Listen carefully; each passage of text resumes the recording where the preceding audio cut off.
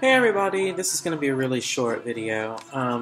Today is our last day in Bath. Behind me is Bath College, and also the Bath rugby team played today in the national finals, and it was rough. They lost. Today we went to Bristol. Bristol is the first place where the Methodist movement got a building, so it's the first Methodist-owned property ever. Which is kind of crazy. And we were there. I got to stand in the pulpit and touch all of the stuff, which looked really old, but in comparison to it's old. It looked old in comparison to the United States existence, but also when we compare it to the 800-year-old church we went to, it was actually really, really young. We walked around, we got to see a bunch of John Wesley stuff, an actual bed John Wesley slept in. We got to see Charles Wesley's house, and portraits of his family members, and his wife, and we got to see the garden that they kept up. It was cute. Bristol was great. We walked around. It was a beautiful city. One of the cool things about them is that they encourage graffiti. So all across the city there's this really, really beautiful street art all across the entire city. It's absolutely gorgeous. If you're my Facebook friend, go look at the pictures. I took like 2 or 3. There should have taken more, but it was really awesome. That's pretty much it. Bristol was great. Came back to Bath, did a walking tour, looked at the Crescent, the Royal Crescent. That was nice. Went to Jane Austen's house. Ate Krispy Kreme donuts and bought a Harry Potter book because it's England. That's pretty much my entire day. We did a lot of talking about John Wesley.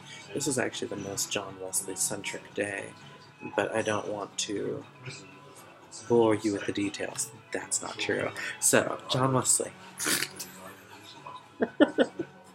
So we talked a lot about how Bristol was a slave city. It was one of the cities most responsible for the slave trade. People that were really wealthy here would go down to Africa, trade some British goods, get slaves, go to the Caribbean, trade the slaves, get more goods, and bring it back to England. And we talked about how instrumental John Wesley was in ending the slave trade here in the UK, and how that spread out through the colonies, and how Bristol, although it was like the start of the transatlantic slave trade, was also the beginning of ending the slave trade. It was really awesome. And we also talked quite a bit about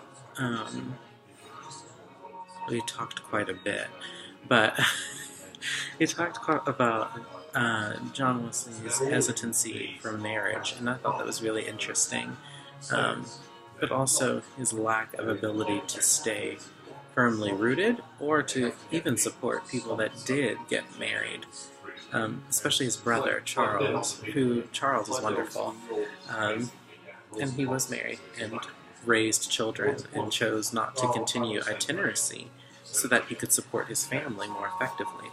And I wonder what that has to say to our church, which is so up in arms about what the future of itinerancy is going to be in the future. Anyhow, there's a family here, and they're listening to me talk to my computer.